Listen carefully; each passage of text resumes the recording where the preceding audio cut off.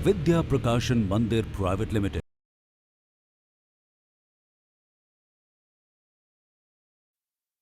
बच्चों, आपको पता है धरती पर जीवन क्यों संभव है? क्योंकि यहाँ पर पर्यावरण में वो सभी तत्व मौजूद हैं जो जीवन के लिए आवश्यक है, जैसे हवा, पानी, मिट्टी आदि। और हवा का शुद्ध होना जरूरी है, पानी का पवित्र होना, साफ होना जरूरी है, मिट्टी का उपजाऊ होना जरूरी है। लेकिन जैसे जैसे प्राकृतिक असंतुलन बढ़ रहा है, प्राकृतिक असंतुलन मतलब मानव की संख्या बढ़ती जा रही है, जरूरतें दिन पर दिन बढ़ती जा रही हैं और उसकी तुलना में प्राकृतिक संसाधन कम होते जा रहे हैं। इसकी वजह से समय पर बारिश नहीं होती, रोज नई नई बीमारियां जन्म लेती हैं और प्रदूषण दिन पर दिन बढ़ता जा रहा है।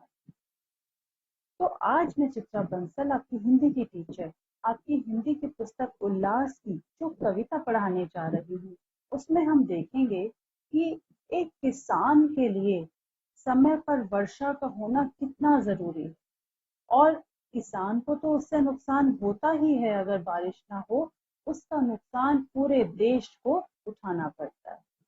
तो चलिए कविता को पढ़ते हैं और ये समझते हैं कि कुछ लोगों के ऊपर बढ़ते प्रदूषण का, बिगड़ते हुए पर्यावरण का कितना बुरा असर पड़ता है।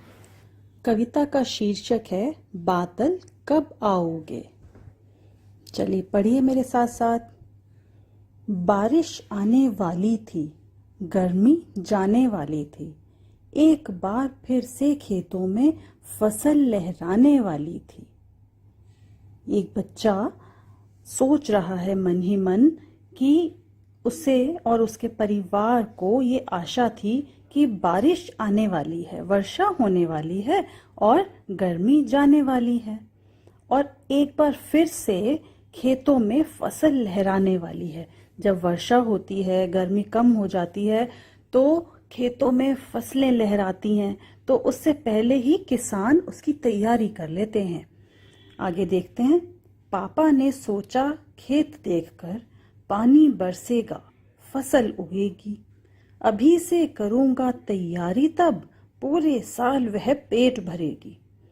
तो इसका मतलब ये जो बच्चा बोल रहा है यह एक किसान का बेटा है और उस किसान ने सोचा था, उसके पापा ने सोचा था अपने खेतों को देखकर कि जब पानी बरसेगा यानी कि जब वर्षा होगी, फसल उगेगी, तो उसकी तैयारी मुझे अभी से कर लेनी चाहिए। अभी से करूंगा तैयारी, तब पूरे साल वह पेट भरेगी। यानी कि वर्षा शुरू होने से पहले ही अगर किसान उसकी तैयारी कर लेता है, बीज डाल देता है, अच्छी खाद डाल देता है मिट्टी में, तो जब वर्षा होती है तो खूब अच्छी फसलें उगती हैं और उन फसलों से फिर साल भर उसका गुजारा चलता है। वो कुछ फसलों को वो बेचता है, बेचकर पैसे कमाता है और अपना पेट भरता है। बोए उन्होंने बीज खेत में, बैलों को भी खूब खिलाया, लिया उनको अपने साथ में और खेत में हल चलाया। क्या करते हैं किसान, क्या क्या तैयारी करते हैं कि मिट्टी में बीज बो देते हैं, बैलों को खूब खिला पिला के हृष्ट पुष्ट कर लेते हैं, ताकतवर बना देते हैं। क्यों? क्योंकि बैलों ने ही तो कितनी मेहनत करनी होती है। किसान खेत में काम करवाते हैं तो किसान के साथ साथ उनके बैलों का भी स्वस्थ होना, ताकतवर होना बहुत जरूरी है। तो इसलिए किसानों ने अपनी जमीन में, मिट्टी में तो बीज बोए और बैलों को खूब खिला पिलाकर स्वस्थ बना दिया, ताकतवर बना दिया और लिया उनको अपने साथ और खेत में हल चलाए। हल चलाकर मिट्टी को खूब बढ़िया बना दिया कि अब वो मिट्टी इस चीज के लिए तैयार हो गई कि वर्षा आएगी तो वो उस मिट्टी में बीज जो है वो पौधे बन जाएंगे। रोज जाते थे पापा मेड़ बनाने खेत में, काम आएगी जो बारिश के बहते पानी को रोकने में। मेड़ कहते हैं बच्चों मिट्टी की एक छोटी सी दीवार बना दी जाती है कि जिससे क्या होगा कि अगर पानी आएगा, वर्षा होगी तो पानी बह नहीं जाएगा बल्कि वो रुकेगा, उस मिट्टी को पानी मिलेगा, नमी मिलेगी। तो रोज उस बच्चे के पिता यानी कि वो किसान खेत में जाते थे, मेड़ बनाते थे उन्हें पता था कि जब बारिश आएगी तो बहते पानी को रोकने में वो मेड़ काम आएगी। कुछ दिन यूं ही बीत गए। आसमान में सूरज रहता, रोज लगाते टकटकी पर बादल का कहीं अंश न दिखता। तो कुछ दिन ऐसे ही बीत गए। रोज आकाश में सूरज चमकता था, रोज वो टकटकी लगाकर, मतलब एक टक बिना पलक झपकाए आकाश की तरफ देखते रहते थे कि बादल आए, कहीं से बादल आए तो वर्षा होने का संदेश मिले, पर कहीं बादल का एक अंश भी नजर नहीं आता था।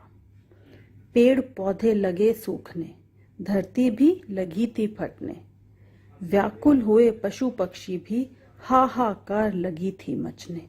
जब वर्षा के दिनों में वर्षा ही ना हो तो क्या होता है, पेड़ पौधे सब सूखने लगते हैं। तेज गर्मी पड़ रही होती है, वर्षा हो नहीं रही तो उससे पेड़ पौधे सूखने लगते हैं और धरती फटने लगती है। मतलब कि मिट्टी बिना पानी के वो धीरे धीरे सूख सूख कर उसमें दरारें आ जाती हैं। ऐसा लगता है मानो धरती फट रही है। और पशु पक्षी भी प्यास से बेहाल हो जाते हैं, व्याकुल बेचैन घूमते हैं और चारों तरफ ऐसा लगता है कि पानी की कमी की वजह से हाहाकार मची हुई है। सब मदद के लिए पुकार रहे हैं, सब त्रस्त हैं, परेशान हैं। क्यों तेज बारिश नहीं होती, क्यों गर्मी नहीं होती कम, खेत में फसल नहीं उगेगी तो पूरे साल क्या खाएंगे हम। एक ही चिंता सताती है उस समय, खासकर किसानों को, कि बारिश क्यों नहीं हो रही और ये गर्मी कम क्यों नहीं हो रही। खेत में अगर फसल नहीं उगेगी तो फिर पूरा साल वो क्या खाएंगे और पूरा देश, बाकी सब भी क्या खाएंगे। जब किसान के खेत में फसल ही पैदा नहीं होगी तो बाकी लोगों को अनाज कैसे मिलेगा। तो इसी चिंता में किसान रोज इंतजार करता था कि बादल आए, बारिश आए तो उसके खेतों में फसल लहलहाए। बीज लगाते, मेड़ बनाते, पापा रोज आस लगाते, धरती की ये हालत देखकर रूठे बादल क्यों नहीं आते। तो रोज उसके पिता यानी कि वो किसान खेत में जाते थे, मेड़ बनाते थे और इसी आस में, इसी इच्छा में उन्हें ये आशा थी कि बादल जरूर आएंगे, वर्षा जरूर होगी। पर धरती की ये हालत देखकर भी कि धरती कैसे प्यासी है, पशु पक्षी पेड़ पौधे सब परेशान हैं बादल ना आने से, वर्षा ना आने से, पर फिर भी ऐसा लग रहा है मानो बादल रूठ गए हैं। वो क्यों नहीं आ रहे हैं? क्या उन बादलों को हमारी तकलीफ, हमारी ये दशा नजर नहीं आ रही? तो वो बादल क्यों रूठ गए हैं, क्यों नाराज हो गए हैं, वो वर्षा लेकर क्यों नहीं आ रहे हैं?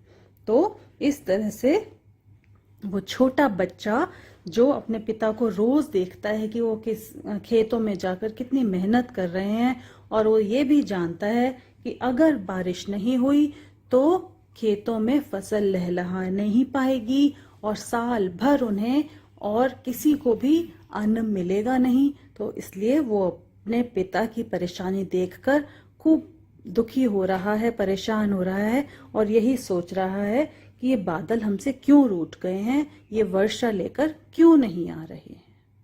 तो देखा आपने कि किसान के साथ साथ उसका पूरा परिवार, उसका वो छोटा सा बच्चा भी दुखी हो रहा है अपने पिता की हालत देखकर, उनकी निराशा देखकर। तो बच्चों, जो प्रदूषण बढ़ता जा रहा है उसके जिम्मेदार हम सब हैं। हम सबका छोटा छोटा प्रयास प्रदूषण को कम कर सकता है। तो हमें हर समय हर जगह ध्यान रखना है कि हम अगर प्रदूषण को कम नहीं कर पा रहे हैं तो कम से कम बढ़ाना नहीं, हर वो कोशिश करनी है जिससे हम प्रदूषण को थोड़ी ही मात्रा में सही पर थोड़ा कम कर सकें। तो अब हम चलते हैं अगला पाठ पढ़ने के लिए, फिर मिलेंगे।